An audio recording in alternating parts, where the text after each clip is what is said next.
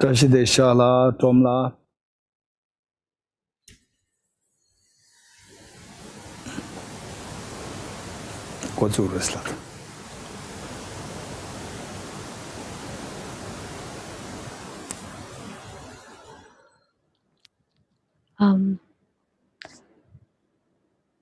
Just let Shahala, just let Tomla.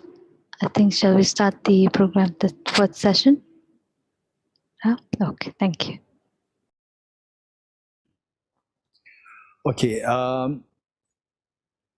we'll recite this Ye Dharma Mantra. Tomla, screen sharing. Ye Dharma Mantra.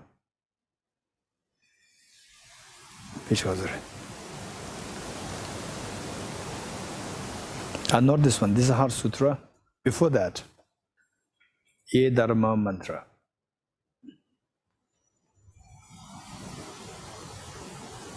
Okay, yes. Okay, thank you. We'll all recite this together. Meanwhile, remembering that that all our experiences, they are the results of the respective causes. Experience of pain is also because of the corresponding causes, and the causes in the form of negativities are to be stopped if you don't want the pain. And what we want, happiness, the experience of happiness, is also because of the causes in the form of virtues. We have to embrace the virtues. So this is the message that we are to take away with this recitation of the mantra. We'll say this together while imagining all the Buddhas and Bodhisattvas in the space in front of you, and all your two parents, all your family members, including children, and all other dear beings with you. Om ye dharma hetu prabhavam hetum tesham tathagato hyavatat tesham chayo nirodha evam vati mahashramanaye svaha. Om ye dharma hetu prabhavam hetum tesham tathagato hyavatat tesham chayo nirodha evam vati mahashramanaye svaha. Om ye dharma hetu prabhavam hetum tesham tathagato hyavatat tesham chayo nirodha evam vati mahashramanaye svaha. Meaning of the mantra: all phenomena arise from causes. The causes are taught by the Tathagata. The cessation of the causes as well is taught by the great seer. Okay. Now, continuation from where we left this morning, the selflessness of phenomena.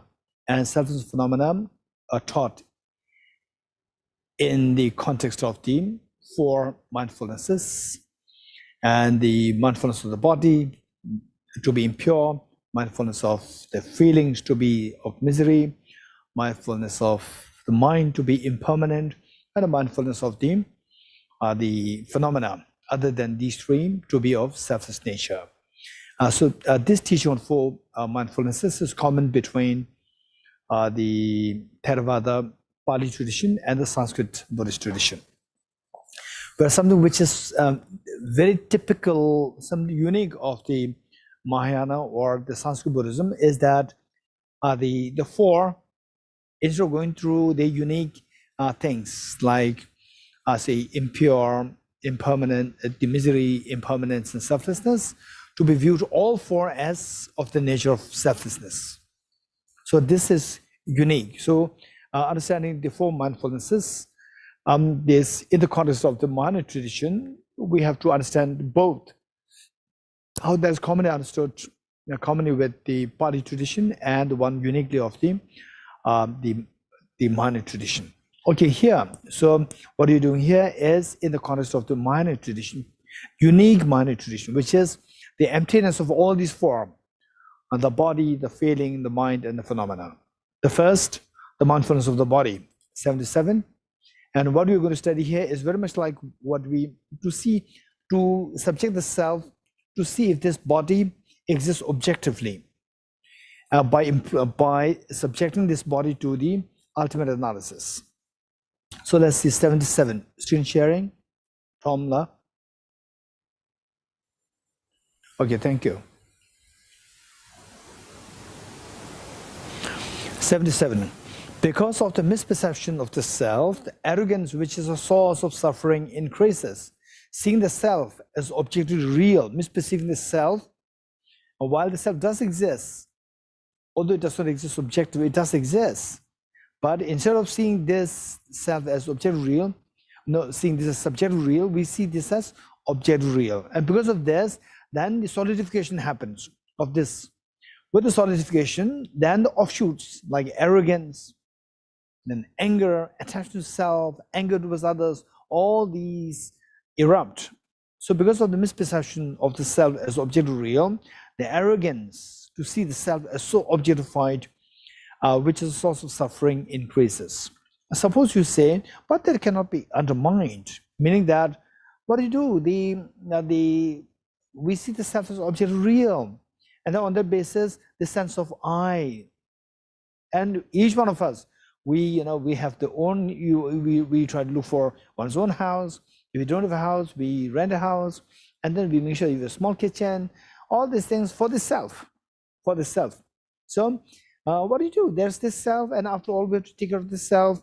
And then there's naturally to identify the self as different from others, protect the self. This is natural. So what can we do? We cannot help. Then the answer is, well, then it is best to meditate on selflessness. Yes, this self is important. It doesn't mean that self is not important. Self is very important. This self has the ability to become Buddha to benefit all sentient beings. This self has the ability to get rid of all the fears, to embrace the infinite compassion, and thus experience the infinite happiness. Yes, it has this potential. But the arrogance, anger, attachment, fear, anxiety, stress, these are all the outcomes of seeing the self as objectively real, seeing the self as of the nature of the selfhood.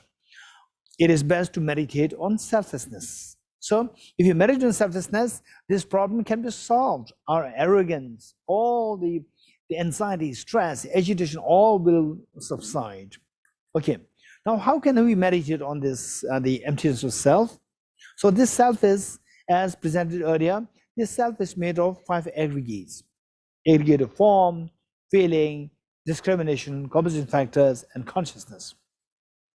And so the way, the manner in which the self cannot be found when subject to ultimate analysis, likewise even this body, the mindfulness of the body, even this body cannot be found through ultimate analysis. When subjected to the body ultimate analysis, say this is my body, we call it a Tibetan body or a male body or a 50 years old body, whatever you call it. So this, when you subject this to ultimate analysis, then you see 78, stanza 78. The body is neither the feet nor the calves, nor is the body the thighs or the hips, neither the belly nor the back is the body, nor is the body the chest or the arms. So subjecting this body to ultimate analysis, the manner in which we subjected the self to ultimate analysis, and the self is not found. Likewise, subjecting the body pertaining to the mindfulness of the body, subjecting the body to ultimate analysis, if the body cannot be found, body we call as the 50 years old body, or the Tibetan body, or the male body, you subject to ultimate analysis, which part is what you call as this Tibetan body, or this Dorji's body? Where is it? Nor is the body the chest or the arm. 79, the size of the torso, the main trunk of the body, and the hands are not the body. Your hand is just a hand, it's not your full body, what you see as a Tibetan, or Israeli, or male, female, whatever. The size of the torso and the hands are not a body. Nor is the body the armpits or the shoulders. The visceral organs also are not it. And neither is the body the head nor the neck. So what then is a body? If this body were located with a portion in all of these, then where is this body? We only find these parts. Where is this body? What we identified as this person's body? Where is it? Then none of these parts is this body. 80. If this body were located with a portion in all of these parts, say in all these parts, the arms, the head, the chest, so forth, then although the parts are located in its own parts, then even the parts, let's say the hands, the chest, we see that even they have their own parts. Then although the parts are located in their own parts, where are the parts in turn located? Then the parts are located where? So you go like this, we will never find one place where we can say the body of this person rests or body of this person exists. It's just, it is like the bottomless pit. Bottomless pit, we cannot really find where it is, because everything has, there's nothing which is partless. Everything has parts.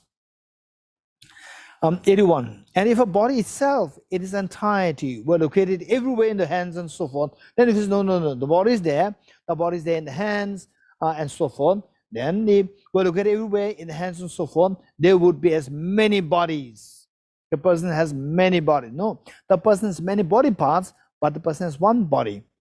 If you say in the hand, there's the whole body, and in the two hands, and your chest, your like this, then just as there are many parts, there should be many bodies of the person, which is not feasible.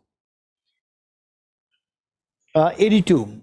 As the body does not exist either outside or inside the parts, you say the inside the parts, say within the parts, you don't find the body. Then taking away the parts, then the body is nowhere to be seen.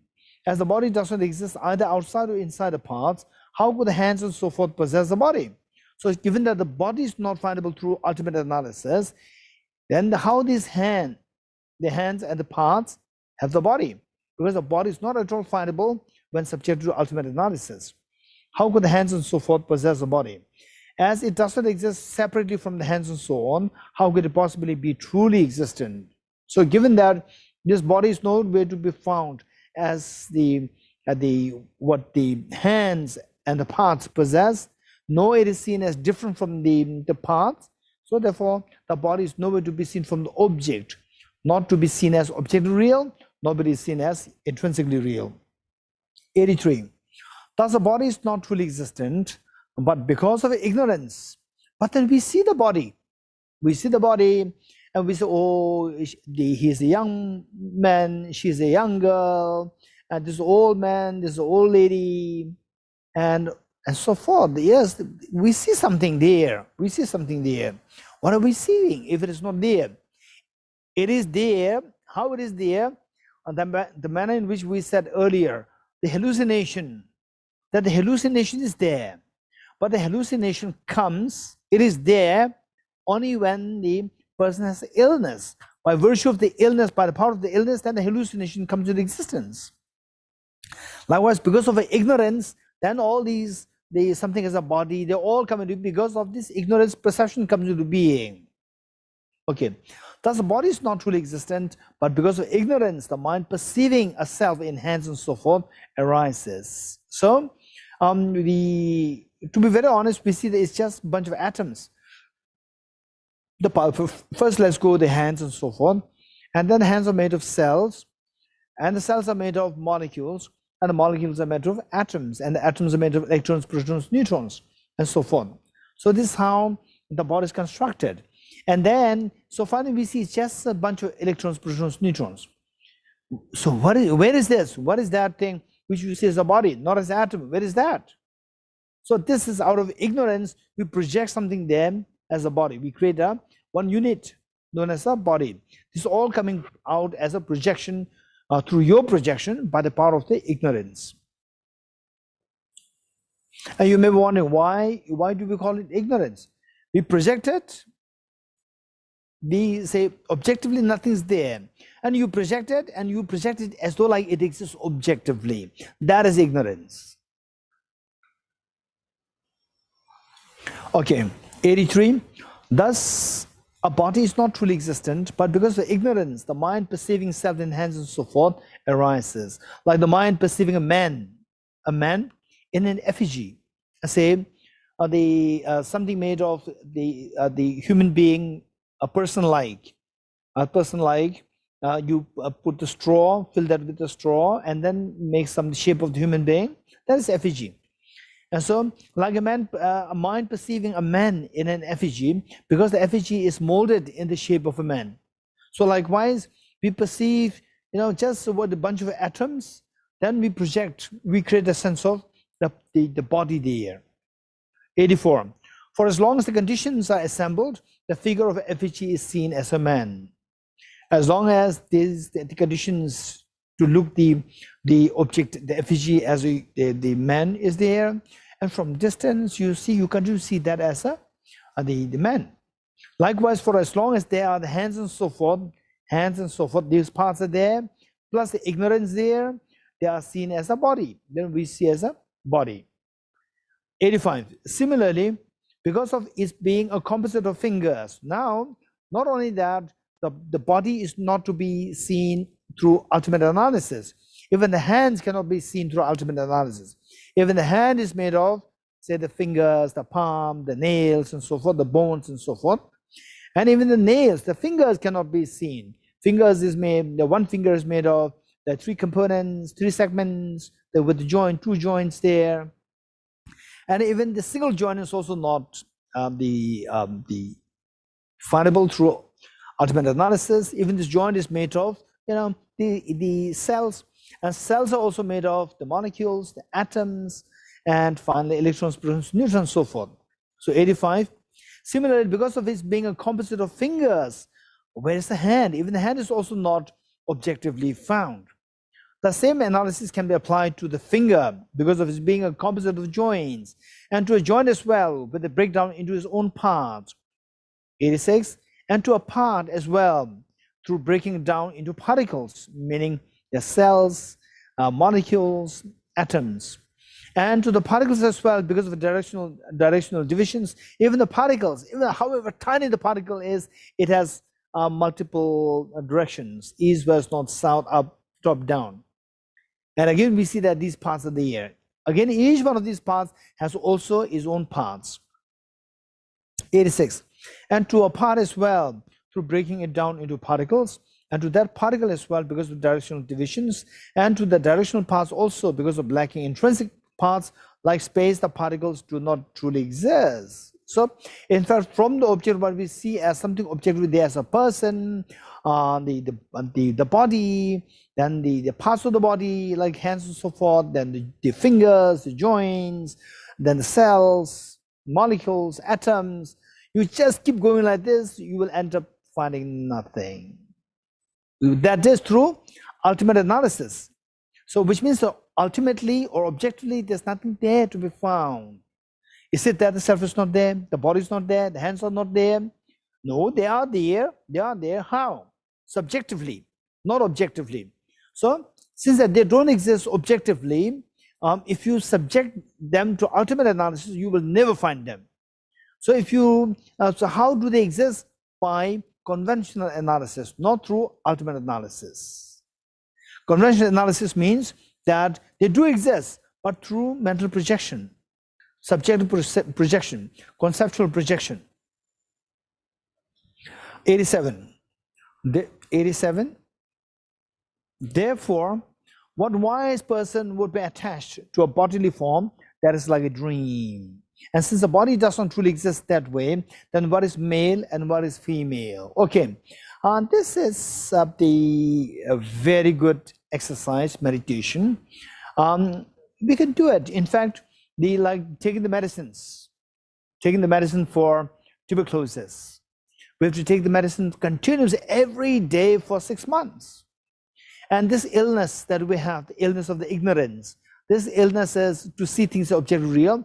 This illness is not about like tuberculosis. This illness was chronic, badly chronic. And in fact, if there is an illness which is the longest duration chronic, this would be the ignorance, self-grasping ignorance and self-centered attitude. And to remove this ignorance, it'll take time, because this is the chronic. We need to meditate on it over and over and over and over again. So with this, each one of us, just see that if you can do this exercise, okay, just see yourself into these paths. Just keep meditating. And of course, do a meditation on emptiness. We'll do that meditation, and then this meditation we'll try to do, just see if you can do it on a daily basis. And every time there's a tinge of fear coming in you, and a feeling of little, say, uneasiness coming in you because of this meditation, if that comes to you, the chronic illness is being scratched. Chronic illness, or the very hardcore, say the stains is being constantly scratched. This is the only way. Sometimes when we boil milk in the utensil, and sometimes we forget that we have boiled the milk there, and then the milk burns, and not only milk burns, even the utensil, it becomes terribly dark, and when you wash it, it doesn't go away. It doesn't go away. It doesn't go away. So what do? You keep scratching it, and gradually the stain disappears. Gradually, through multiple scratches, then the stains disappear. So this is how we have to scratch the self-grasping ignorance, by meditating on emptiness as many times as possible. But don't do it like 100 times a day. Saying that, okay, I'll do it 100 times a day. I'll spend like 5 hours a day. And then in about maybe 1 month, then I can remove the self-grasping ignorance. Then I become Arhat. And then the next, I will meditate on Bodhisattva, another 10 hours a day, every day. And then I'll become Buddha. No, we should be very realistic. Our mind, the habit of the mind, what is that? We all have this experience. Most likely all of us will have the experience. Just I'll share this experience and you tell me whether you qualified, whether you had the same experience. Preparing for the exams in your school time or college days, preparing for the exams. Okay, the another two weeks for the exam, or 1 month for the exam. Then you make a very rigid timetable. Okay, from this time to this, I'll have the mathematics. From this time to this subject. From this time to this subject. And from this time to this is the lunch time, 15 minutes. And then this time to this is my tea time, 10 minutes. Very rigid. And how long can you follow this timetable? Only for 1 day or 2 days. Lucky if 3 days. And then after that, the timetable flops. Okay. And it happened to how many of us? Raise hands. Okay, so this is where we are being very impractical. We are trying to, we are doing something which totally against the habit of a mind. Our mind is very lazy. This is what we have inherited from the past many lifetimes. This is our habit. And how can we expect this lazy mind to be so vigilant, to be so diligent? No, it's not possible. So we can't really expect to do meditation emptiness for like 10 hours a day. If you do that, you'll become crazy, to be very honest. Your mind is trying to go against your habitual tendency of the mind, and going against it terribly badly. And the other side is very strong. Tendency to grasp at things of the real is very strong. And if you try to meditate on this emptiness for like 10 hours a day, you'll become crazy after a few days. So we have to take the tuberculosis medicines. We say, okay, is there anybody who's from the medical doctors, nurses from Israel? Anybody? Okay, no one. I'm just wondering, say the tuberculosis medicine, you have to take it for 6 months. Why not you take all these medicines within 3 days? We keep taking these medicines for 3 days, and then your tuberculosis is over. No, it'll kill you. It'll kill you. You have to take by dose for 6 months. You should be patient, because this is not how our body works. This is not how our mind works. This is not how our body works. Okay, so with this in mind, we have to take the dose. So we can do this, what is being taught here, recite these verses. As we recite the verses, just try to contemplate, include the contemplation alongside the recitation, and just wait for some time, and then think about these. Say the body is made of these parts, and go through each of these parts, and each of these parts made of the cells. Each of these cells are made of atoms, molecules. Molecules are made of atoms. Where is this body? Where is this? The body referred to as my body, which is so precious. Where is it? Then you have to do it very seriously. Don't just say this. Yes, I know. If you go in this search, you will never find it. If this is your approach, then you will never get emptiness. Although you know it already, I know that by taking these medicines, my tuberculosis will be over. I know that. If I take it all together, or just by knowing, or if you don't take it at all, I know that if I take it, then it'll be over. And I don't take it at all, my tuberculosis will never be over. So we have to do it very seriously, and we have to be skillful to know how much to do it, for how long to do it. Okay, this is very important. So with this mind, just do it for about like 5 minutes or 10 minutes, and then see where is this self, where is this body. And when you do it very seriously, one by one, you do it very seriously, then the feelings will come to you, that the fear will come to you, as some kind of mental disturbance can come to you. And for some people, extremely peaceful feeling can come to you. A tranquility which you have never experienced before can come to you. Okay, and this is when these things happen, you have already started to take the medicines. So how long should we take the medicines? We have to take it over and over and over and over again. Okay. Okay. And then with this, then you see that you go down to the level of the atoms, and you just wait there. Just stay and ask, where is this male? Where is this female? I'm a girl. Where is this girl there? I'm a boy. Where is this boy there? You will be just amazed to see that this concept, this is not really there. Where is it? It's not really there. And very strange feelings can come to you. These are very precious. But yes, of course, this distinction is there, the gender distinctions is there, and then the age distinction is there. All these things are there. But then when you go to this ultimate analysis, it's just where is it? So this only through mental imputation, only through subjective imputation. That's it. Beyond the subjective imputation, nothing's there from the object. Okay. The next one is the selflessness of feelings. Feeling as of miserable, as misery. Now here the feeling as empty of true existence. Okay.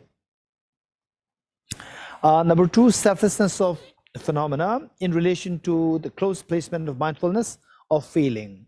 First, stanza 88, is suffering was absolute by nature. Suffering meaning the pain, the feeling of the suffering. For example, you have a stomach ache, or you have the jab, COVID vaccine, and because of which your body started, you show reactions, your body reacts, and you have, say, the vomiting and the feeling of the shivering and the pain. Oh, how many had these are the body reactions during the jab? Raise hands. Okay, I will not ask who did not have these, including me. I just had it very mild, otherwise I didn't have it, which means that my body gave up. My body gave up on the alien object. My body says that I'm old, I'm already 50. It cannot fight with the alien objects. Surrender, like what happened to Afghanistan. Yeah, they surrender, just instantly surrender. So my body surrenders. Young bodies, they fight, right? Young bodies, they fight. So because of this, then I realized, okay, now I'm not young anymore. This is what I realized when my body did not react to the vaccine. Okay, younger ones, yes, the body reacts because the body tries to fight with the alien objects. Okay. So that, let's say that when you have the jab, when you have the vaccine, so your body reacts, or otherwise each one of us, we have our own stories of the illness, sickness, right? Any form of sickness, headache, stomachache, or the pain, let's say, acute pain. So the misery, the feeling of the pain that you have, if suffering or the pain that you are feeling, if that is absolute meaning, if that exists as truly objectively real. Objectively real means objectively real, independent real, they are synonymous. What is objectively real? What is independent real? What is absolute, ultimately real? They are all synonymous. So what is absolutely, if this feeling of the pain is absolute or objectively real or ultimate, why does it not undermine our experience of extreme joy? Let's say that you have this tremendous pain, the body heaviness, the pain, and then suddenly your dad, your mom, your brother, sister, anybody, somebody comes and says that, okay, I have a present for you. With it. Happy birthday! It's your birthday. You forgot it's your birthday, and then you see that all your relatives, they come, your friends, they came to celebrate your birthday, and instantly you will exude joy. So earlier you had the pain, your fatigue, and suddenly the fatigue is over. Okay, so there it says that if suffering that you had earlier was absolutely by nature, meaning that if it is objectively real or independently real, why does it not undermine our experience of the extreme joy? Next moment, the joy comes to you, then this pain is absolutely real. It should not be independent real. Nothing should be able to change it. So the pain should continue to remain, and that it should not give room for the happiness or the joy to come in. But joy replaces it. And if happiness exists intrinsically, why does a good taste and so forth not delight someone tormented by grief and the like? Say, for example, you like cheesecake so much, and then at the moment you're going through acute grief, so much of pain, and then somebody gives you a cheesecake. You will not feel the taste of that when you are stricken with grief. So the taste of the cheesecake, if that is intrinsically the nice or say the pleasant, then the moment it comes to you, the grief should be over. But no, it cannot.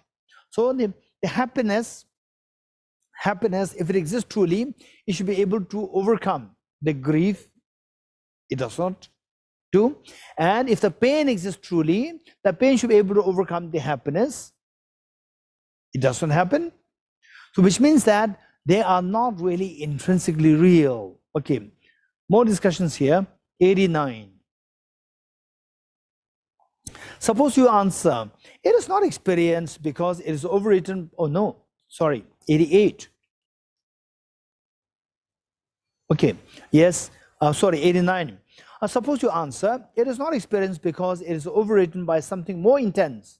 So that say that you have the fatigue because of the injection or whatever reason. You have a headache, and then suddenly all your relatives, your friends, they come to celebrate your birthday, and suddenly your happiness, the joy exudes within you, and the fatigue is over. So there, the fatigue, the feeling of unpleasant feeling, if that exists truly, then it should remain. It should not be affected by anything. If it exists independently and truly, nothing should be able to affect it. Whereas when your relatives, your friends, they come to celebrate your birthday out of love, instantly it is replaced by the happiness, the joy. So the point is that, so why not that it continues to remain and the joy does not arise? So what they say is that yes, that's true, because the joy that comes, this pain is not removed. Simply on top of this, the joy came, and the joy is more intense, so it overrides the pain. Otherwise, the pain is still there. This is what they say. Suppose you answer, it is not experienced because the pain is there, is overridden by something more intense. The joy is more intense, so it comes, and the pain is still there. So therefore, you feel only the joy, and the pain is not experienced, although it is there. This is very important. Next line. Well, how can something not in the nature of an experience still be categorized as a feeling? So if you say that you are now feeling the joy, the pain is still there, but you are not experiencing because the joy is more intense. If the joy is more intense, you experience the joy, then you are not experiencing the pain. You cannot experience the pain and the joy together simultaneously. You cannot. When experiencing the joy, you are not experiencing the pain. If you are not experiencing the pain, then the earlier pain, the fatigue, whatever, that, how can that be a feeling if that is not experienced? Feeling means it must be experienced. If you don't experience a feeling, it's not a feeling. Okay. Well, how can something, 89, the last two lines, well, how can something not in the nature of an experience still be categorized as a feeling? 19. Suppose you reply, could it not still be suffering in a subtle stage? So what they say is that, no. This fatigue is still there, but it is in a very subtle form. The gross one has taken the form of the happiness. The subtle one is still the suffering, the pain. Suppose you reply, couldn't it still be suffering in a subtle state after its gross level has been displaced? Initially, the feeling fatigue and so forth is just overriding the whole being, whole feeling, and then your friends, relatives, they all came to celebrate happiness, and then the happiness comes. But the suffering which you experienced before in the manifest now has become subtle, and the gross one has taken the form of the happiness. So the subtle one is there. Now the Bodhisattva was saying that after his gross level has been displaced, well then, you could also say that other than that extreme joy, it was a slight level of joy. So when you have the joy, let's say that the joy, mental joy, when you break it down, the joy, gross one is the joy. And the subtle one, when you look into the joy, when you break it down to look into the subtle form, you will see is that the joy also. Subtle one is also joy, because what you're experiencing, be it subtle or gross, is all in the form of joy. So instead of saying that the subtle feeling is a pain and the gross one is a joy, instead of that, why not that the gross and subtle both are joy? Because this is what you can experience. What you experience is a feeling, and what you feel is only the joy, no suffering. So what they say is rejected by introducing the counter debate. Okay, well then you could also say that other than that, extreme joy, with extreme joy, was a subtle one day, is also a level of joy, and then absurdly its subtle state would be one of that joy, in which case then what the opponents say, the subtle one is suffering and the gross one is happiness. This is being challenged. 19. Suppose you say, but with the arising of discordant conditions, now they give up this part, now they shift their position, saying that that's true, okay, fine. Well, initially the person is fatigue and pain, and then the people come to celebrate his birthday, and then the hormones, oxytocin, they start to flow, and then the one feels happiness, the feeling light. Once you feel light, then the fatigue is gone. Okay, because of the discordant factors which are discordant to the fatigue, they are introduced. So fatigue is removed and replaced by joy. This is what the opponents they say by changing the standpoint. 91. Suppose you say, but with the arising of discordant conditions which are discordant to the suffering, there is no arising of suffering now. Well, is it not established that a feeling is merely something imputed by conceptual thought? If is a pleasant feeling, unpleasant feeling, they arise by their dependence on the factors. dependence of factors, which means they are not independent. The feelings are not independent. Feelings are dependent on other factors. If they are not independent, then they are not objectively real. They are not truly real. They are not truly real. Because once you are dependent on other factors, then where do you find this feeling? Pleasant feeling in the factors or the mind, where you cannot find it. Because it is dependent. If it's absolute, if it's independent, or if it's objectively real, not to depend on any other factors, then we can say that it is it is independent real or objective real. Whereas the moment it is dependent, then the objectivity is lost. 91. Suppose you say, but with the arising of discordant conditions, there's no arising of suffering. Discordant conditions of suffering, then the suffering stops. Arising of suffering stops. Well, is it not established that a feeling, therefore the feeling of suffering, feeling of happiness, is merely something imputed by conceptual thought, subjectively, not objectively real? Okay. Let's say, that's interesting. Say, how many of you really experienced momos? Raise your hands. Okay, many of you. Okay, how many you don't know what is momo? Raise your hands. Oh, Leora, don't say that. Leora, you're expert in momos. Actually, I think that I tasted once. Sorry. Okay. Many years ago. Okay, you know that. Yes. So what I'm saying is that many people, they are crazy after momos, right? And I would say, don't go for the non-veg momos, go for the veg momos. Okay, so let's say that you are crazy after momos, and I come to a Tibetan colony or Tibetan community. Oh, the first thing that I'll have is momos. Okay, why? It's so delicious. Okay, fine, come, I'll serve you momos. So I have a whole the 60 pieces or 100 pieces of momos for you, ready, waiting for you. Okay, yes. I'll give you the first piece. You like it? Very delicious, amazing, so delicious. Okay, second piece, no doubt it's going to be very delicious. I'll keep it separately, second piece. Then I'll give you third, fourth, fifth, 10. Most of the people by 10, they're full. Then I say, okay, now have more. 11th, 12th, you will say, okay, no, Geshe-la, I'm fine, thank you. No, have. Okay. Then 15th and 20th, Geshe-la, please no, right? And so, please have. Then you start throwing up. Okay, but don't forget, I kept the second piece of the momo there for you, which is very delicious. Now, after the 20th, I give you the second piece. Is it delicious or not? Not delicious. Okay, so the object-wise, what you earlier see as so delicious, I reserved it for you to enjoy the last moment.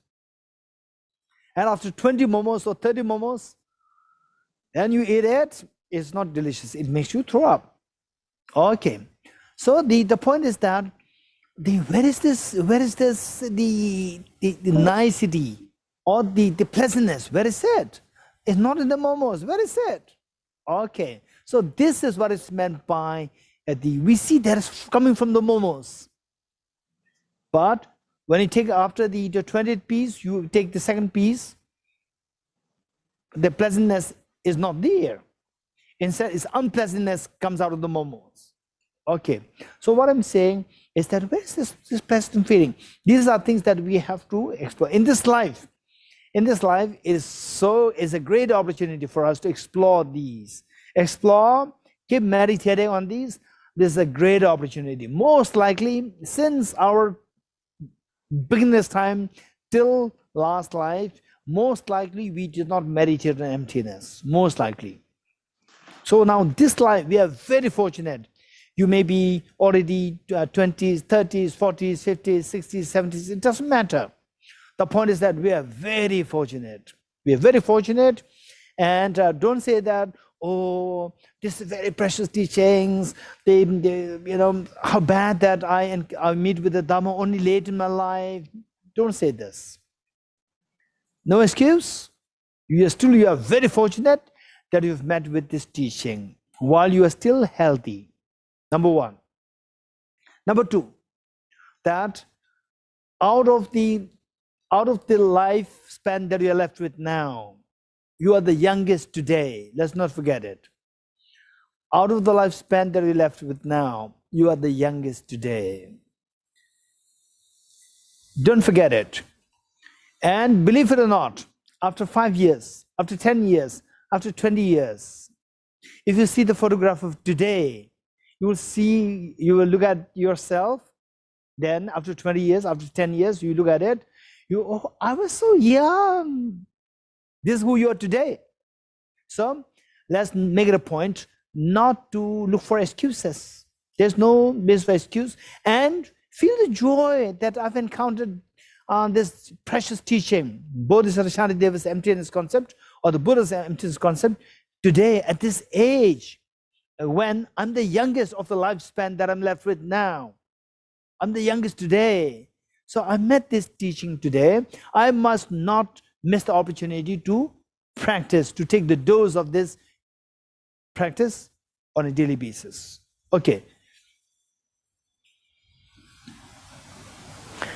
In 92, because of that, one should meditate on this analytical remedy.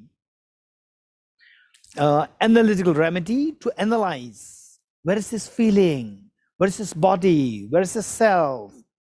Analytical remedy, the concentrative mind meaning calm abiding, especially the calm abiding or shamatha, in Tibetan shine, that grows from the field of examination. The same, the field of examination is the food of the yogis. Because of that, one should meditate on the analytical remedy. Finally, the remedy to overcome the self-grasping ignorance is the analysis of the ultimate reality, emptiness, the wisdom. And this wisdom, what is this wisdom? This wisdom must be the combination of the two things. One, so like the light. The light must be very bright, and the light must be very steady. If you are reading a book in the night, and there's a power cut, you light a candle. And first, the candle must be very bright. If the candle is very feeble, it doesn't serve the purpose to read the book. You cannot read, you cannot see the letters. The light must be very bright. Likewise, your wisdom must be extremely sharp. Now, not only the light should be bright, the light must be very steady. If there is from a corner, if there is a wind blowing, then the light is flickering. The flickering light will not make you to read the books easily. So the light must be very steady. This wisdom must be very steady. This steadiness is built by the shamatha, or single-pointed meditation. So we need a single-pointed meditation to make the wisdom stable, and to make the wisdom sharp, we need the analytical meditation. So we need a combination of analytical meditation and the single-pointed meditation in order to have the wisdom, a very sharp, stable wisdom. So that is going to be the remedy to overcome this self-grasping ignorance, the stain within us. And this is the food of the yogis. Yogis survive on this, the wisdom. Yogis, when I speak of the yogis, there are people with different labels, with different peoples. The people with the label yogi. Yogi simply here is the yogi who feeds on the wisdom of emptiness. So otherwise, people can be called with the yogi, different labels are there. But the point is that the real yogi in this context, this yogi is the yogi, somebody who is in the journey to fight against the self-grasping ignorance. So that is done only with the wisdom of emptiness. Okay, because of that, one should meditate on the analytical remedy, the concentrative mind, which is the shamatha, single-pointed meditation, that grows from the field of examination, analytical meditation. These two combined together is the food of the yogis, focused on emptiness. Okay, next. Now analyzing the causes of the feelings. to see that the feelings don't exist truly by examining the causes of the feelings. Because in order to say that the feelings are truly existent, the cause of the feelings must truly exist. If the causes of the feelings do not exist truly, then how can the resultant be truly existent? So analyzing the causes now. What are the causes of the feelings? Let's say that the cheesecake. Let's say cheesecake. Cheesecake should be there to enjoy the pleasant feeling of the cheesecake. The cheesecake should be there, and the sense power of the tongue, sense power of the taste must be there too. With the COVID, some people, they lose their taste and smell. So for them, even if you think cheesecake is my favorite thing, you eat the cheesecake, there's no taste. So which means that your the taste bud is affected. So we need the cheesecake. Without the cheesecake, even if you imagine I'm having cheesecake, it will not give you this feeling. So the cheesecake should be there, and the taste bud should be very active, which is the sense power of the taste. Two, and these two should meet with these two plus the immediately preceding consciousness. These two come together, then the tongue sense consciousness, perceiving the taste, will arise. So with this tongue consciousness, there is the sensory feeling, the pleasant feeling, sensory feeling. Then it is transmitted to the mental consciousness, then a mental pleasant feeling will come. So there's a sensory pleasant feeling with the tongue and the mental pleasant feeling with the mental consciousness too. So first we explore with the sensory consciousness. Now, in order to get the sensory, the pleasant, the taste of the cheesecake, the tongue taste bud, the taste sense power of the taste, and the immediate preceding consciousness, these three things should meet. Only then the sense consciousness, the tongue sense consciousness, feeling the taste of the cheesecake will arise. So there, now let's see. If they don't meet, then they remain independent. If they remain independent, the result will never come into being. Result of feeling will not come. If they meet, then again objectively they meet. Objectively, if they meet, then you will end up with contradictions.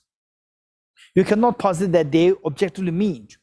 And if they don't meet, then the result will never arise. The pleasant feeling will never arise. Okay. So examining if these three conditions, they meet objectively. This is very important. And I think it's better that I should have to give you the background information, the logic behind this very quickly here. Okay. To say that two things meet objectively, not by the power of the imputation, from subjective imputation, objectively if they meet, then that object, the first object which are supposed to be meeting, they should be partless if they exist truly. If they are with parts, then the object becomes like imputation. For example, like the flower, it's just atoms. Where's the flower? The flower, then you cannot posit. Besides the flower being mental construct, objectively, when you go there, you just see the atoms. The flower is nowhere to be seen. When you see that it's made of parts, which means it becomes like illusion of the mental imputation. So to say that it is not mental imputation from the object, is object real, it should be partless. This is the conclusion. If it is partless, then there's a problem. If there's a partless, say, if two things are partless, then they say my two hands, they meet. My two hands, they meet. Then, if it is partless, this is say these two are the two particles. Two particles, particle A and particle B. And they're both partless particles. If they meet, then there's a point of joining. There's a point of joining. And this particle should, because it should be, if it is accepted as partless particle, If it meets with particle B, all the parts of this should meet with the particle B. If it's partless, if the particle A is partless, then if it meets with the particle B, if it meets, then all the parts within this, because it is partless. So there are no distinct parts. So whatever part that you identify should meet with the particle B. How many of you agree with me? Raise hands. Okay, if you could not follow it now, you have to listen to it more times. If you could follow, well and good. Okay, now the problem is that if these two parts, okay, let's say,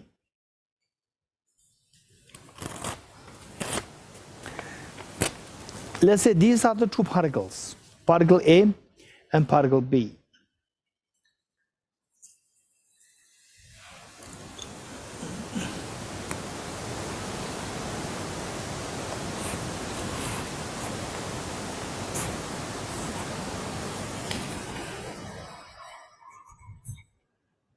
Okay, let's say, I don't know if you can see this, particle A and particle B. Oh, yes, particle A and particle B. If you can see this, say if particle A is partless particle, partless B is also partless particle. When particle A meets with particle B, the meeting point, at that point, every part of the particle A should meet with particle B, which means that, let's just call it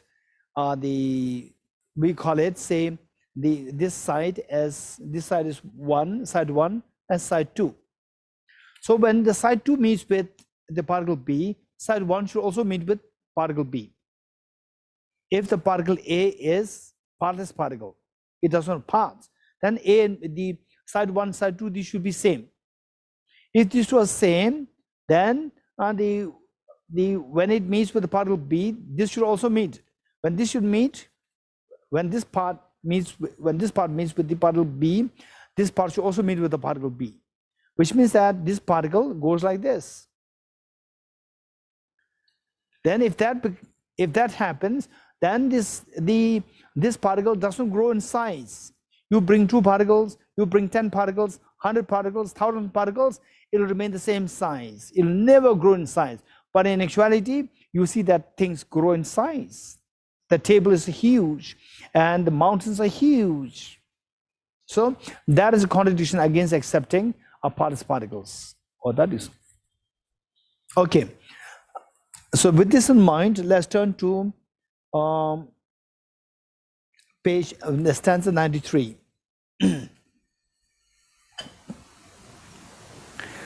Okay, stanza 93.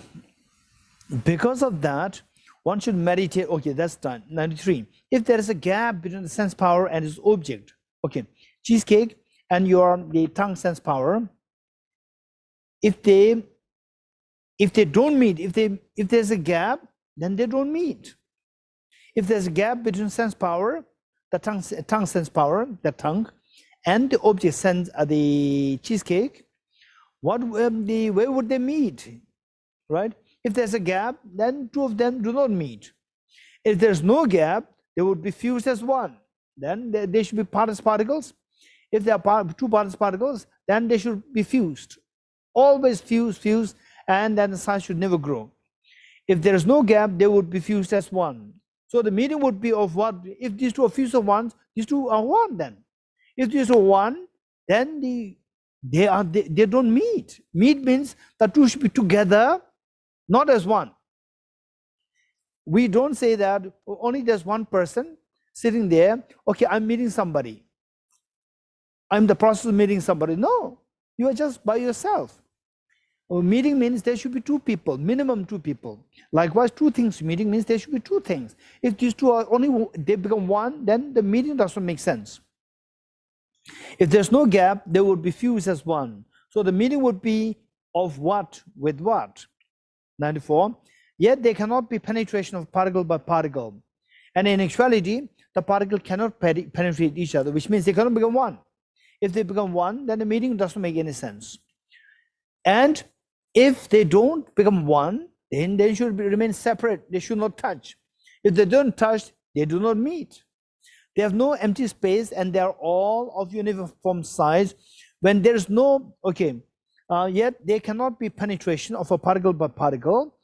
They have no empty space, and they are of universe. Say the two particles are seen as Paris particles. Paris particles. So Paris particles, if they meet, they should fuse. They should they conflate. They should fuse as one. They have no empty space in between. They are of uniform size. These both particles, uniform size, they should conflate. When there is no penetration, if they don't mix like this, if they don't mix, conflate, if there's no penetration, there's no commingling, then they should remain not meeting, without meeting. There's no commingling. When there's no commingling, there's no meeting. If there's no meeting, then the causes, when they don't meet, they don't give rise to the results. So the result of the feeling will not arise. 95.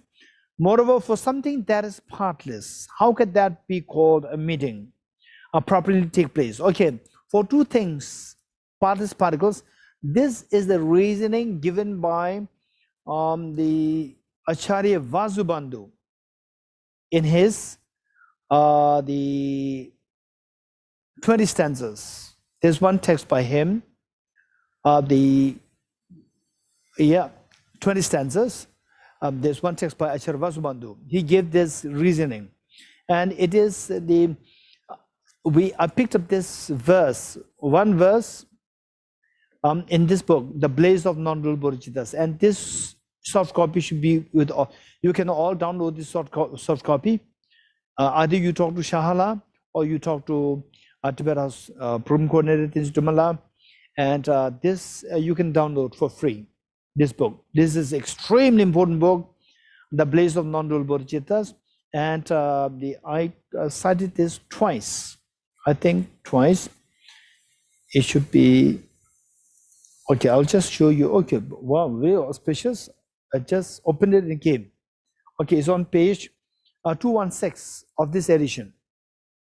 It says Acharya Vasubandhu's 20 stanzas. Because of being simultaneously surrounded by 6 other particles, the central subtle particle is found to have 6 parts. If these 6 parts have the same special dimension, a massive object will conflate into the size of just a minute particle. So this is very important. I'll explain this. I'll explain this verse for you. What he said is that, let's say that this is, say, we are made of atoms. We are made of, say, the millions, trillions of atoms. Perhaps if I'm not wrong, say if you are the 70 kg, the weight, you are made of like 7 into 10 raised to the power 27 atoms, which is like page 216. Oh yes, the Tomla, you are actually opening this the blaze. Page 216. Let's see if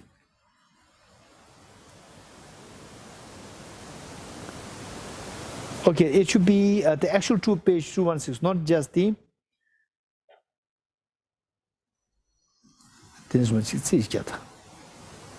Yes. Thank you.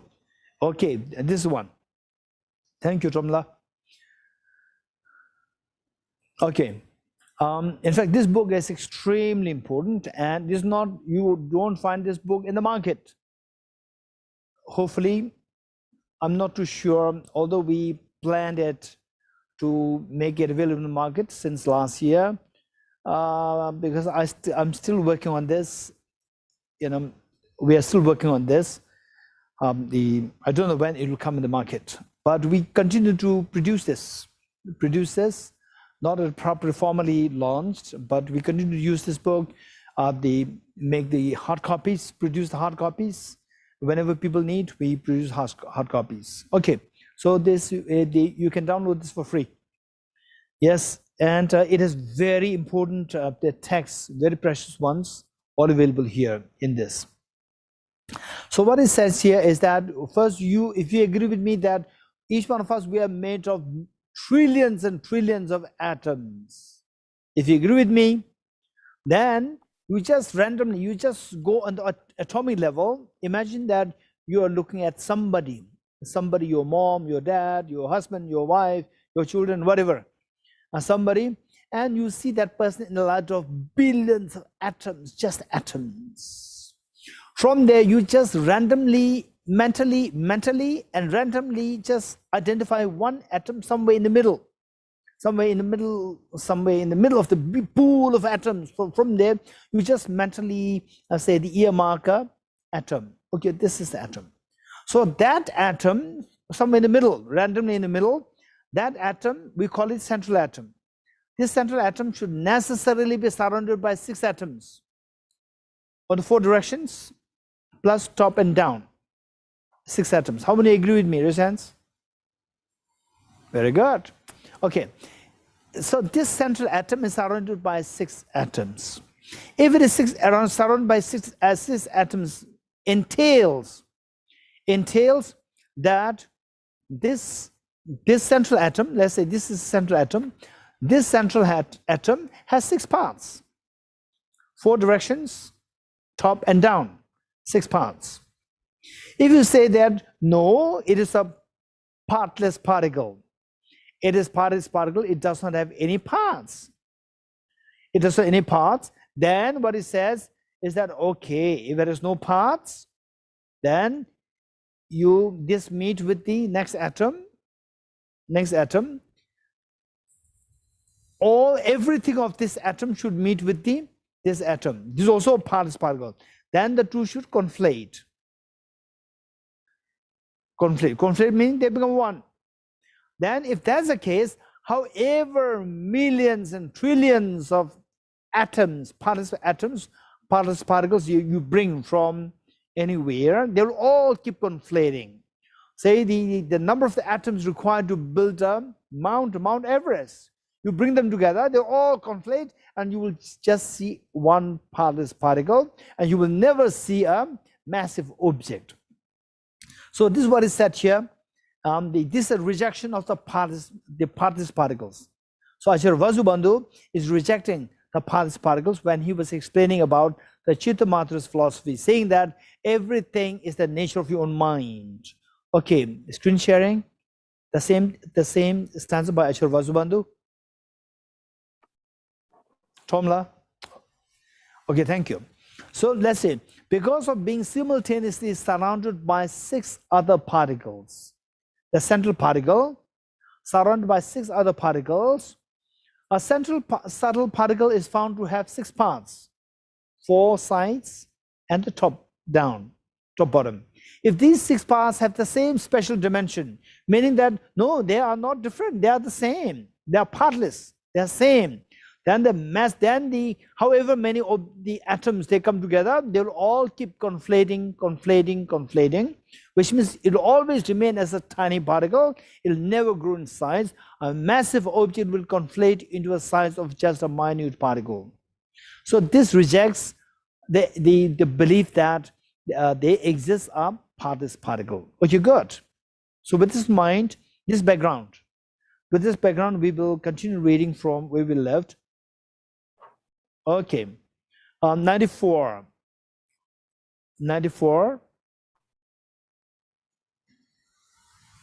Okay, 94 is done, sorry. 95. Moreover, for something that is partless, how could what might be called a meeting properly take place? When there's partless, two things can never meet. If they meet, they conflate. If a meeting and being partless can be observed together, but then Bodhisattva Shantideva is precisely identifying the contradiction, accepting partless particle and accepting the meeting of the 2 particles. If you can posit this, the feasibility of this, show this. If a meeting and being partless can be observed together, then show it, please. 96. Okay. For consciousness, which is immaterial. Now, say the cheesecake and your sense power, the tongue sense power, they cannot meet. And if they don't meet, then it is like keeping the cheesecake distance, and you are sitting at distance. You are separated by distance. Then you will never taste the cheesecake. Then you will never have the feeling. Okay. And then not only these two meet, these two plus the consciousness should meet. And consciousness can never meet with them. Consciousness is immaterial. So your mind is immaterial. Immaterial mind cannot meet with the material object, physical object. 96. For a consciousness which is immaterial, a meeting is untenable. Okay. Now, the opponents would say that okay, it's fine, but the cheesecake and the sense power, the tongue sense power, meet, because the cheesecake, although on the partless particle, on the particle level, they may not meet, but as a gross object collection particles, they meet. For example, my two hands meet. My two hands meet. These two are the two gross, the collections of the atoms. Then a collection as well does not truly exist. The analysis of the collection of the words, instead of the words, it should be joins. Analysis of the collection of the joins undertaken previously is also applicable here, meaning that so this collection, when you say the collection of what? Collection of these particles, which means that where is the collection? The first particle, second particle, third particle. Even the collection is like illusion, like the flower. You see a flower, it's just your projection. Objectively, there's nothing, there's a flower, it's just the atoms. None of the atoms are flower. None of the atoms is a collection. So even the collection, the moment you say collection is like a dream. Collection is like a projection by your mind. 97. And so like that, when contact does not truly exist. So these three things, the cheesecake, the sense power, and the consciousness, these three, they don't contact. So like that, when contact does not truly exist, from what does the feeling arise? When you cannot see it objectively, you cannot possess the contact, then how can you get the... Okay, by the way, my question to you is, the cheesecake...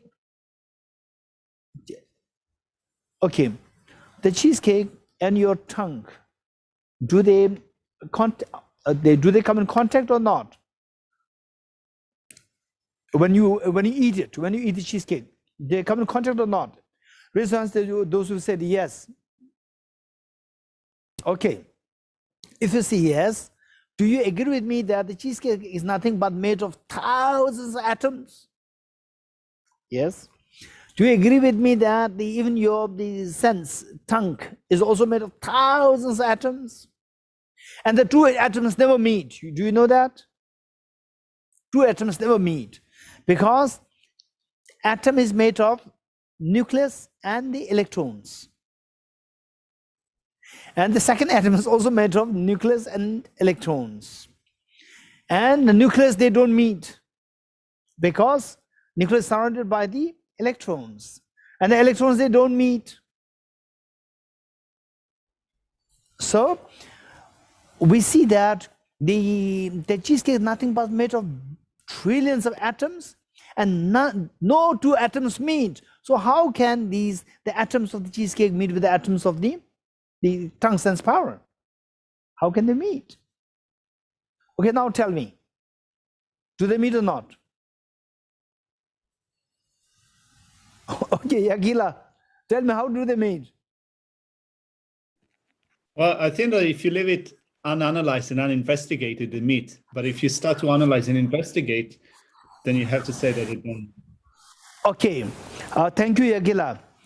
So when you subject this meeting with the ultimate analysis, you'll find that they don't meet. And if you ask a physicist, a very staunch physicist, they will say that the atoms, two things never meet. My hands, they never meet, right? I'm holding this, my hand should meet with the glass. And physicists will say they don't meet, the staunch physicist. But that contradicts with the conventional norm.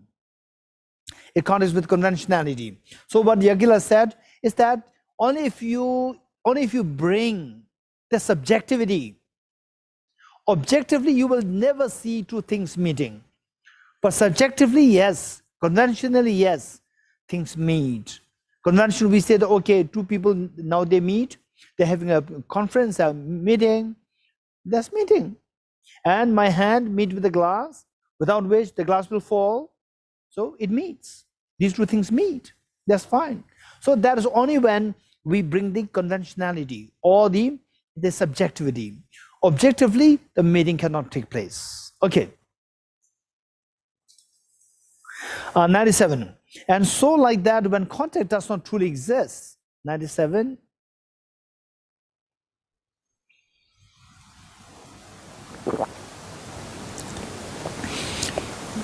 And so like that, when contact doesn't truly exist, from what does a feeling arise?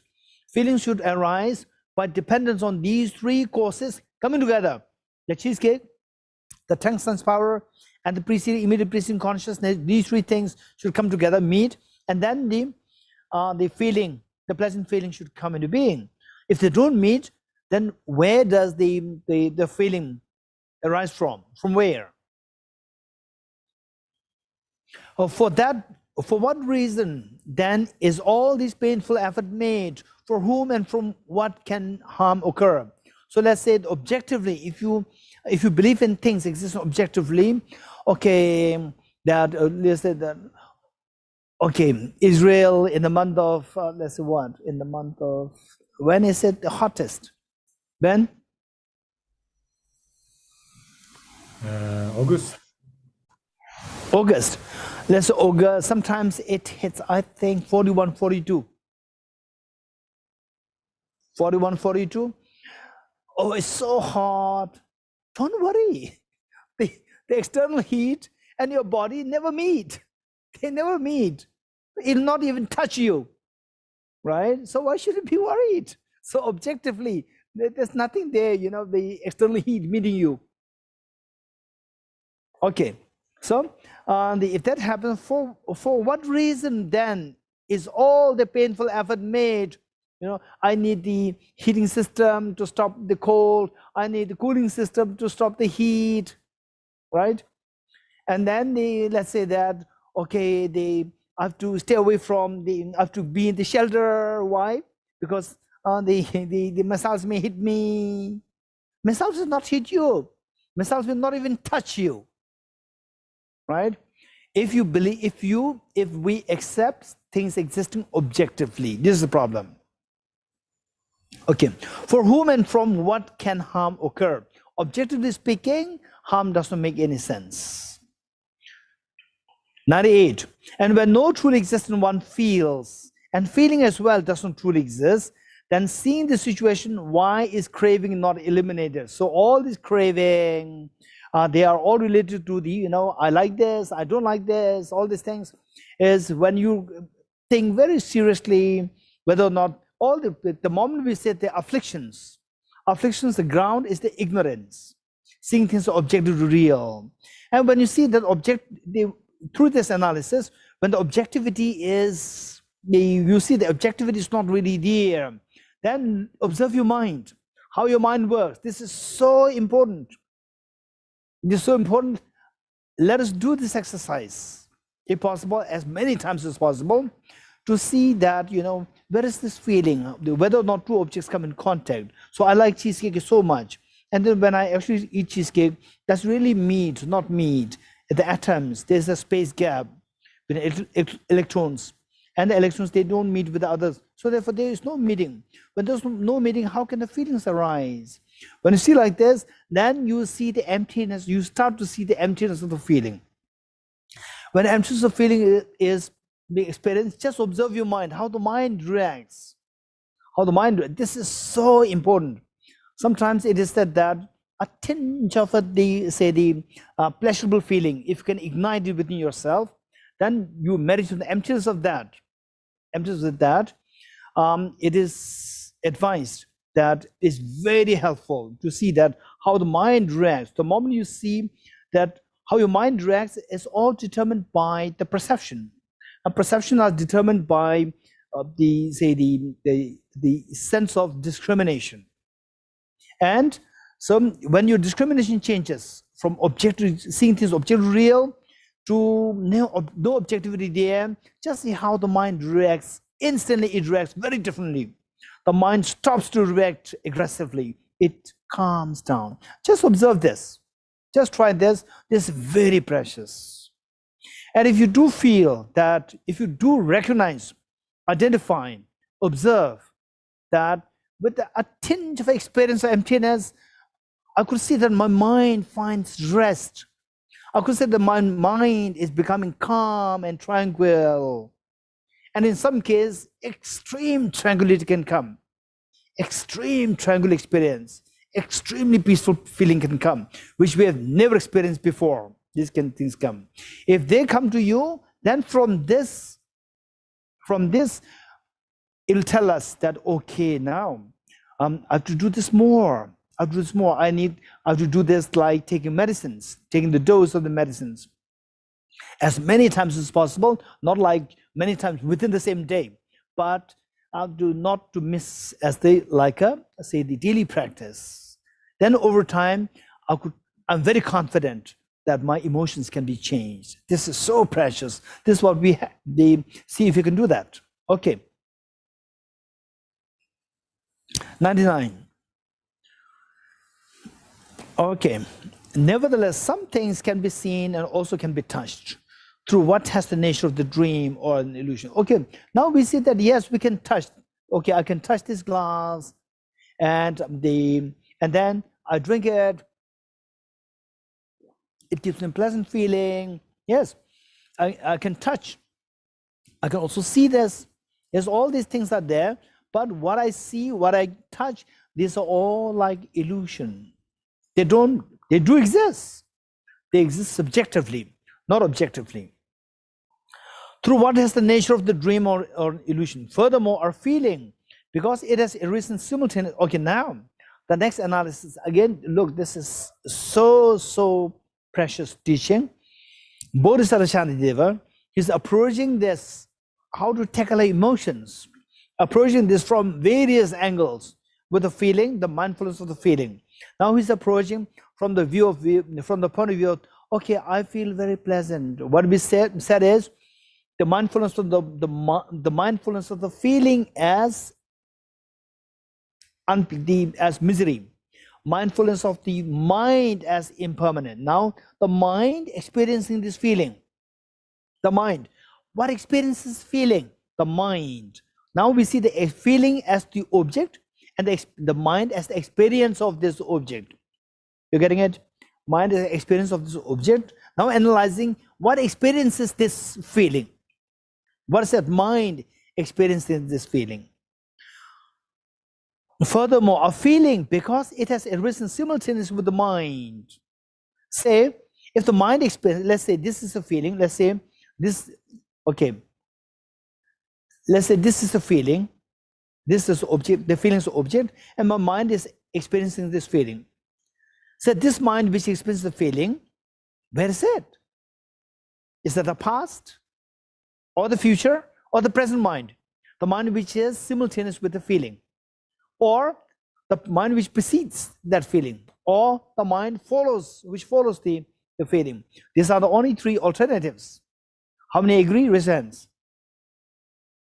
Very good. Okay. Now, if it is together, then the feeling should serve as a stimulus. This feeling should serve as a stimulus to let this mind feel it. The stimulus means it should be the cause. Cause means it cannot be together. It cannot be together.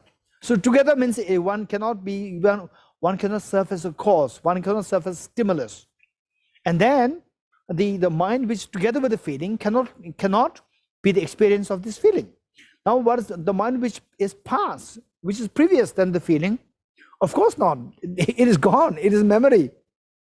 Right? It is not you, what you are, what is within you, and what is to come later, that is yet to come. So what experience this feeling? Again, this amazing, this analysis, that's so profound, so profound. So we just, study these, and then we meditate along while reading this, and then keep meditating it. We can design a meditation with the help of this text. So we have so much materials. Even this text itself is a huge material, which be much, much, much more than enough for this life. So why not we take this advantage? Okay. It says, furthermore, feeling, because it is arisen simultaneously with the mind. If it's simultaneous, is not perceived by that mind, because that feeling should be the stimulus for this mind to see this. 100, those produced before or after the feeling. Before is past. Before the feeling, that is past, which means that what a past is not what you are experiencing. And what comes after the feeling, it is future. Future is yet to come. Those produced before or after the feeling can remember mean past, and not experience that feeling. In short, a feeling cannot experience itself, and it cannot be experienced by something else either. So, who is experiencing this feeling? Who is experiencing this feeling? Very complicated. So we see that this is purely, and then initially when you meditate on this, you may get a feeling that it's very disturbing. You will not find that undeniably you are experiencing something. You are experiencing the feeling. But then who feels? What feels? When you logically think about it, then you are stuck with the challenge that you cannot posit it. What is actually happening is you are subjecting this to ultimate analysis in line with your habitual tendency of seeing the feelings as objectively real. So that analysis contradicts your chronic illness, chronic disease of seeing things objectively real, ignorance. The moment the clash happens, then uneasy is reflected in the form of the uneasy feeling. And you will feel, sometimes you will feel a little dizzy. Sometimes you will feel the heaviness. I'm not getting somewhere. It's not that I'm not understanding it. You're understanding it fully. And you see the contradiction there. You don't know how to come out of this contradiction. Okay, initially it can be a little disturbing. Bear with me, bear with us, and keep doing this. And if it's acutely unbearable, let me know. You can write to me directly, or you can write to Shahala and let me know. Okay. Otherwise, if it's just a mild feeling of uneasiness, just keep doing it and study more.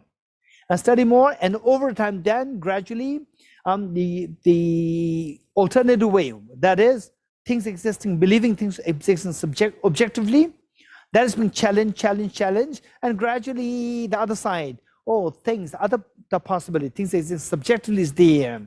Things do exist subjectively. So that will gradually take over the belief that things exist objectively. When that happens, then the joy will start to replace this fear. There's a tremendous joy will come to you to see that things still operate, but operate in a very different way, not from the object, but from the subject.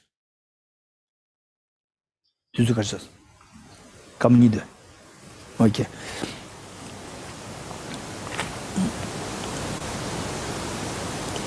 Okay, I think we'll stop here.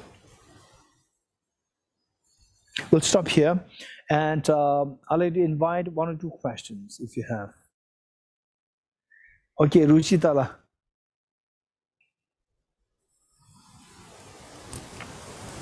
Yeshila, I wanted to ask, how is the nuclear fusion reaction explained? When we talk about partless particles and we say that, if they were to come together, they would have to conflate, and then so that's why we say that, partless particles do not exist. But how would a nuclear fusion reaction be explained?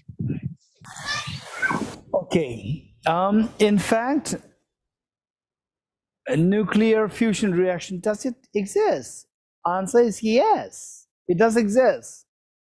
Everything exists. Everything exists, and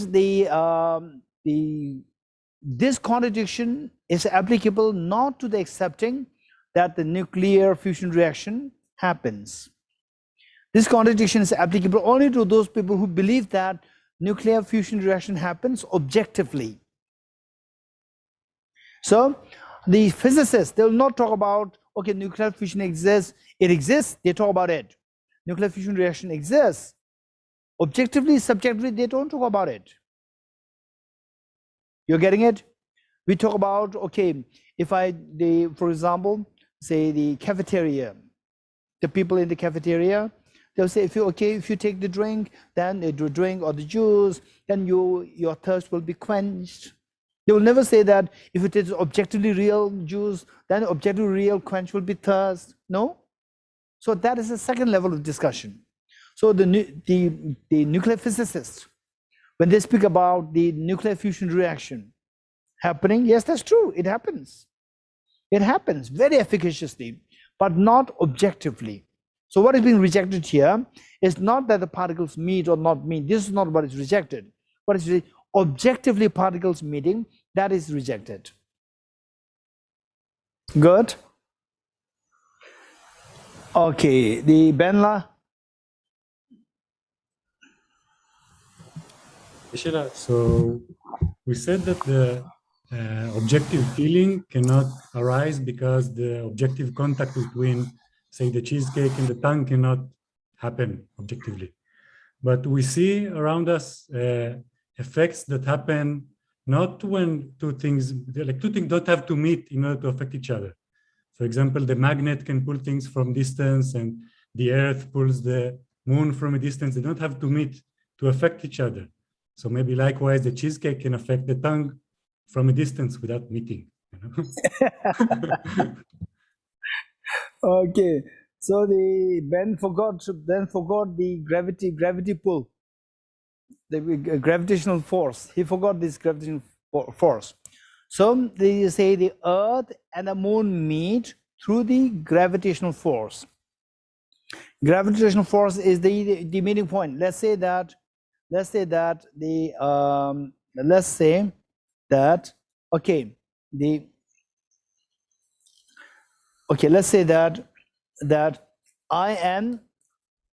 am in contact with the rosary, but what I actually touch is just the tip point of the thread, not even the single bead. It's just the tip point of the thread. I'm touching this and I'm pulling it, so the rosary comes along.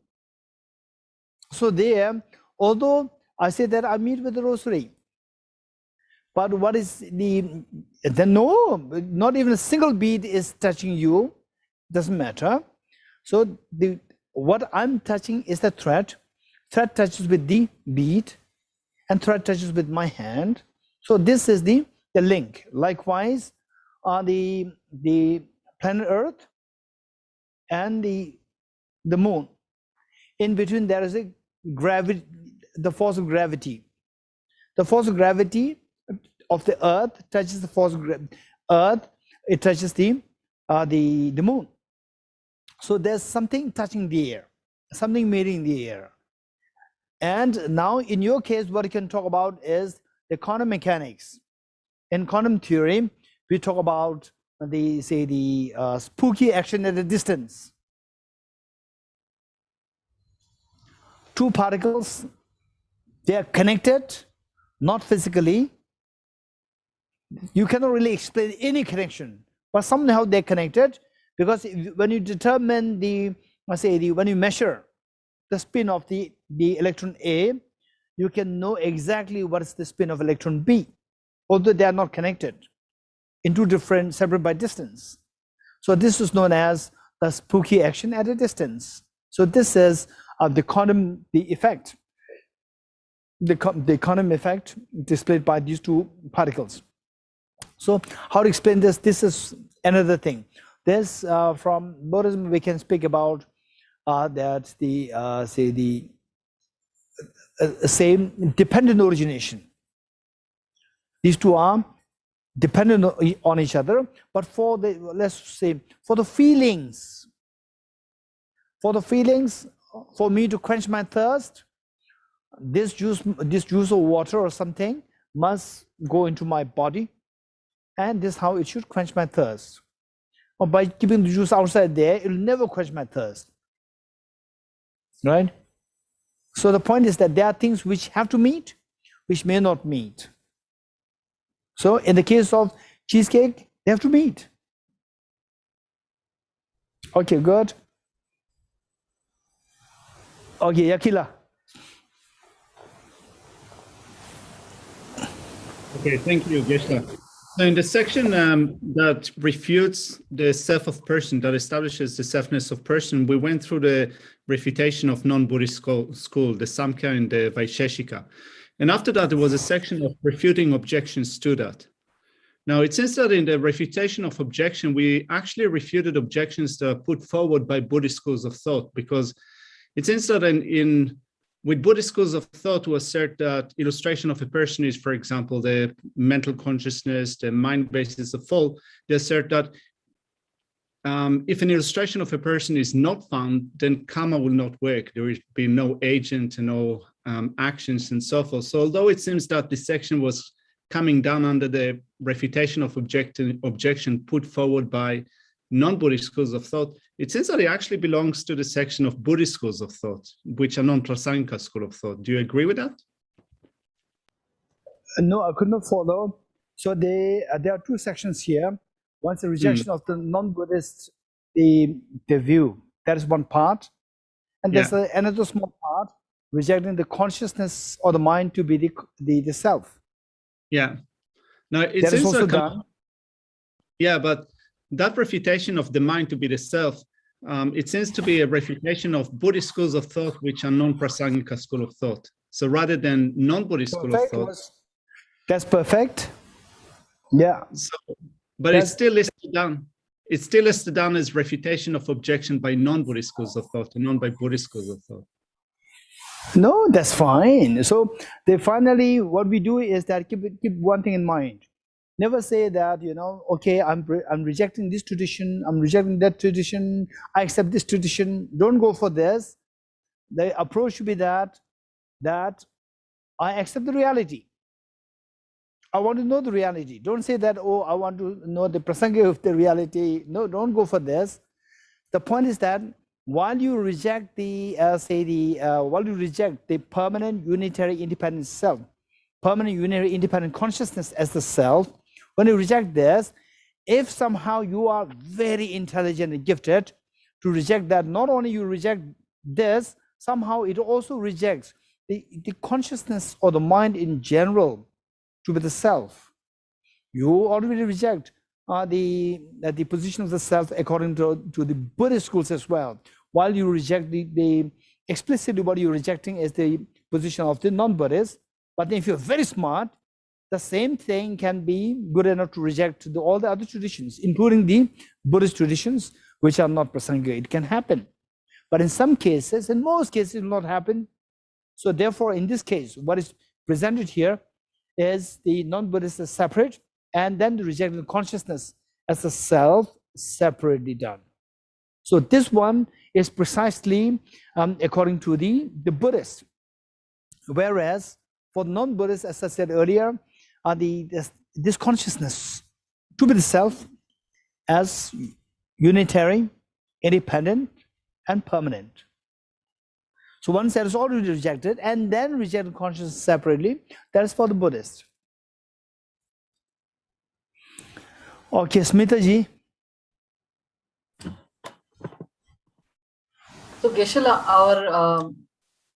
our practice is twofold. One is to develop wisdom of emptiness, and second is to develop compassion, right?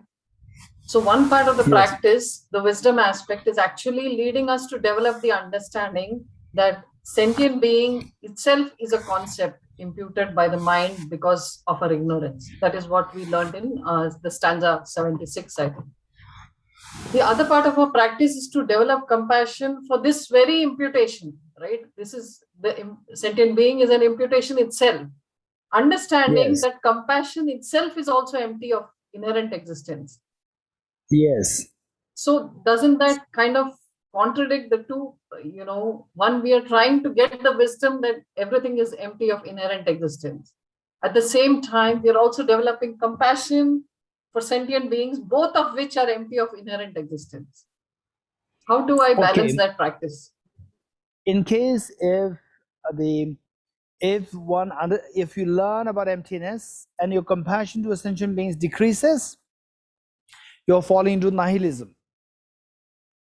You learn about emptiness, and if you see that this is in contradiction with the cultivation of compassion, one is falling into nihilism. That's for sure. So what is important is that, of course, this is just an introduction.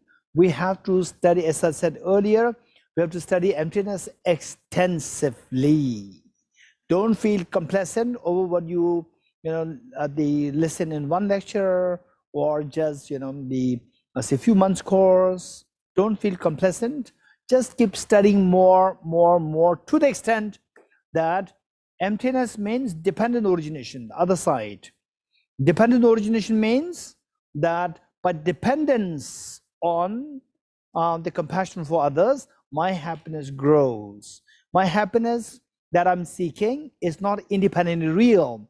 It's not objectively real. It is dependently real. By dependence on showering compassion towards others, my happiness grows. By dependence on being unkind towards others, my misery grows. So the wisdom of emptiness should be seen in the light of dependent origination. If you're able to see these two as synonymous, then your understanding of wisdom of emptiness is complete. And that instead of this wisdom of emptiness undermining your compassion practice, it reinforces your compassion. Correct. If that happens, you are in the proper track. Yeah. Okay, Deshmukh. Yeah. So the two practices should always be together, the dependent origination and emptiness. Should be, in other words, initially when we're studying emptiness, no doubt this is how we have to grow. First, we almost fall into nihilism. Study more, don't be complacent, and then you keep growing like this. Initially, somehow, most of us, I myself, initially my thought was so confused, what is this? If there's no objective real, then, why should I have to struggle too much? All these things, thoughts are bound to happen to all of us. So don't give up, study more, go for extensive studies, reflection, meditation, and it's an ongoing process. And you keep growing, and over time, then you'll cross this, you see the emptiness means not nothingness. Emptiness means dependent origination. Emptiness means compassion is very precisely is feasible because of being empty. Yeah. Okay, Deshmukh. So this verse 75 said showing you have to show compassion. So if I'm not going into the nihilism, what am I showing compassion to? That the ignorance and illusion exist, to that which is what I'm showing compassion? Compassion to the person who's suffering out of ignorance. Exactly, yes. So that is what we're showing compassion to, right? Yes. Okay, got it. Wonderful. Okay, Irizla, you have a question? Welcome. Irizla, you have a question? Irid? No? Okay. Kim Louis?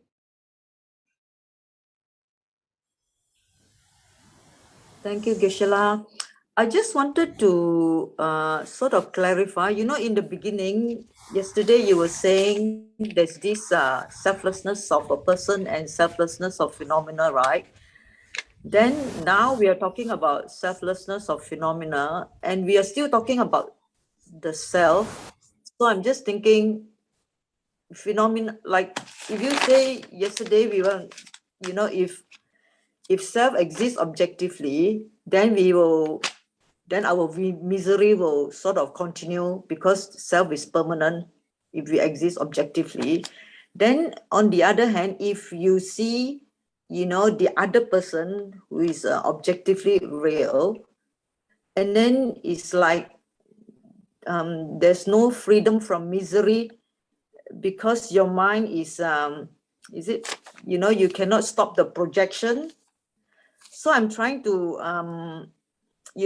and if that's the case, then it was, if I remember right, that you see the other object as objectively real, then your mind will react in a positive way or a negative way or neutral way, and therefore we will continue to remain in samsara.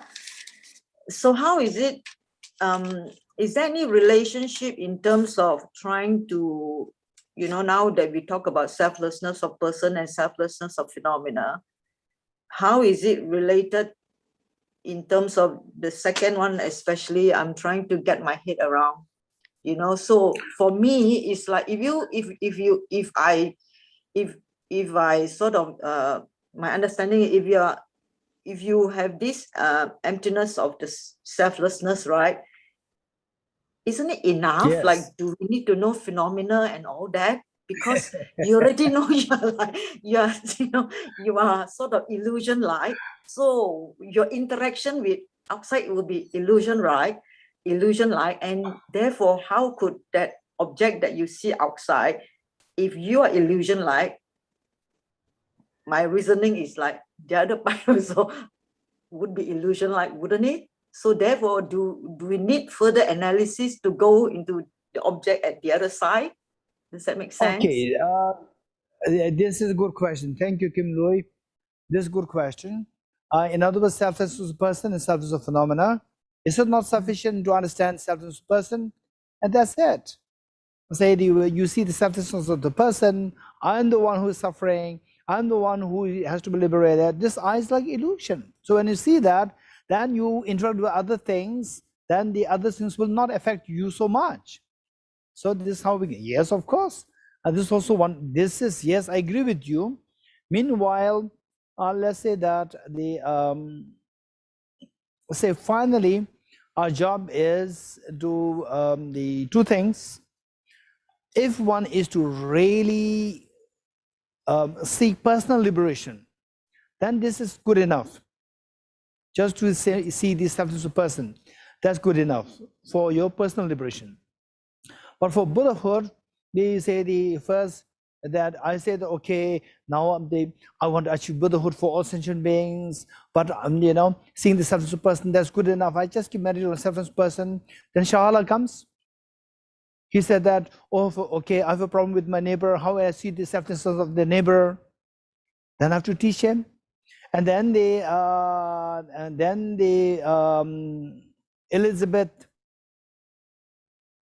Elishawa.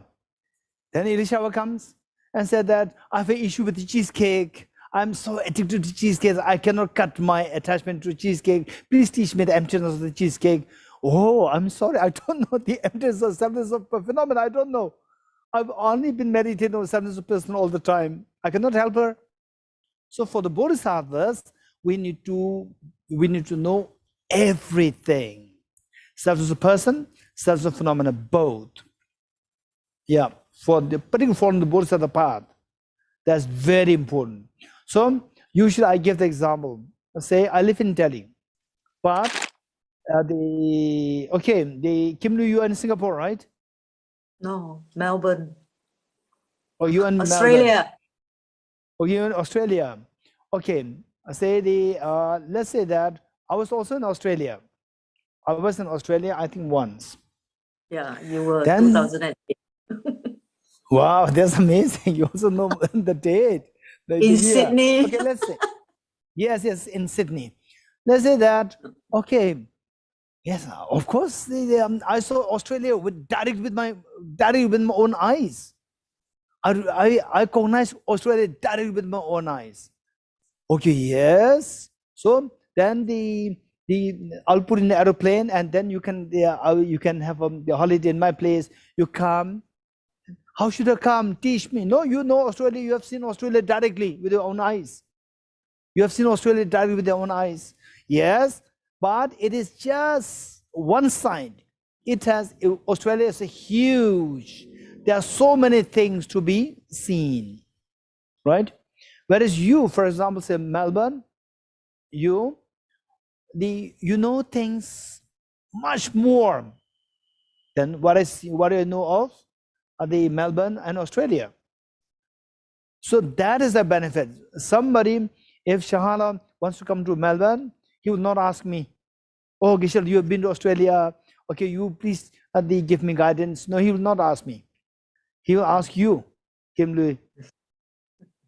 You're getting it? So because you see many signs of it. So that way you can help others. better. Therefore, see empty selflessness of person alone. Of course, this if you really see empty selflessness of person, and on that basis, if you meditate on this, just this the selfless person, of course, you can attain the nirvana. Attain nirvana, but to attain Buddhahood, your compassion should grow. You should be able to accumulate so much merit, and merit accumulation is primarily done by helping other beings. And helping other beings, how can you help if you don't know the substances of phenomena? Okay, good. We'll stop here. I have the next 2 classes. Okay, we'll end with the end direction prayer. Tom, end direction prayer. And before we start the Yes. prayer, I just want to mention for the Israeli group that at 2 o'clock in 40 minutes, Yakila will have a session on a session to rehearse what we have been taught in these precious teachings this weekend. So it will be conducted in Hebrew, and you enter with the same link as this teaching. Thank you very much.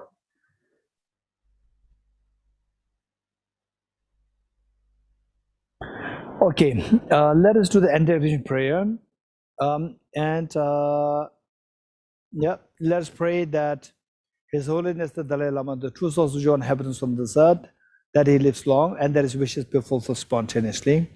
And also let's pray that the COVID-19 subsides from this world altogether, and that all those who died to COVID-19 and otherwise as well, may they take favorable birth to meet with the Dharma of Bodhisattva and the wisdom of emptiness, that they become the beacon of hope and beacon of the light of the wisdom for all the dear mother sentient beings to be taken to the ultimate happiness, enlightenment. And let us pray that all those who are hospitalized due to COVID-19 or otherwise, may they recover from the illness as soon as possible, and they meet with their family members in a great harmony and joy. And let us pray that the chronic disease of self-grasping, ignorance, self-centered attitude be eliminated from the minds of all the dear sentient beings by resorting to this very powerful teaching of the Bodhisattva Shantideva's text, Guided Bodhisattva's Way of Life, chapter 9. So with this mind, let's recite the verses, following verses, imagining that all beings are joining you in this recitation. In the land encircled by snow mountains, you are the source of all happiness and good. All powerful Chenrezig Tenzin Gyatso, please remain until samsara ends. Just as the brave Manjushri and some of the other true realist things they are, also I dedicate all these merits in the best way that I may follow the perfect example.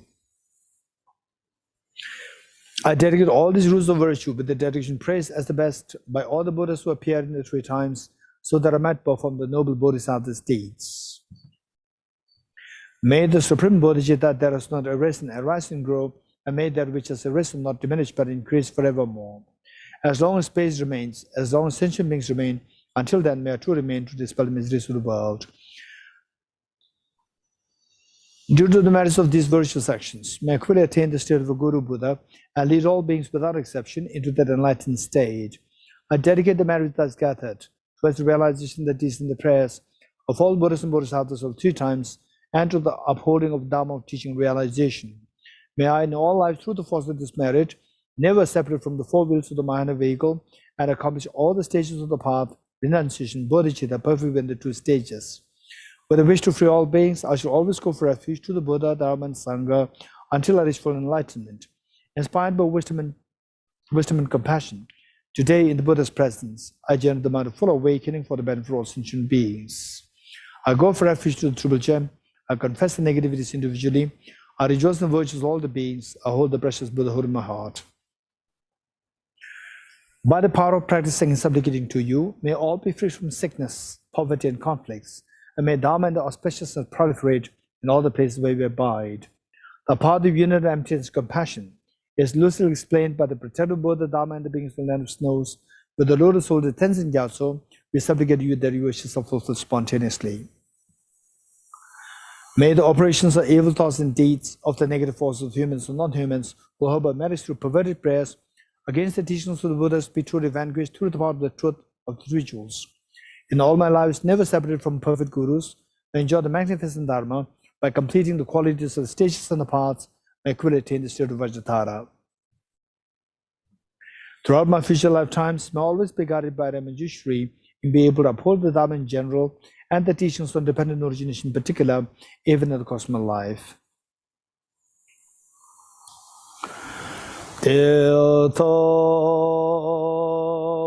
Om Gati Gati Paragati Parasamgati Bodhisvatyata Om Gati Gati Paragati Parasamgati Bodhisvatyata Om Gati Gati Paragati Parasamgati Bodhisvaha.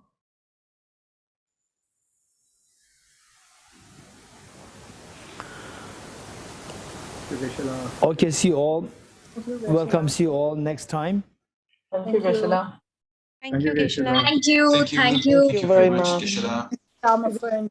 Thank you very, very much, Geshe-la, and see you all next week or in a few moments into the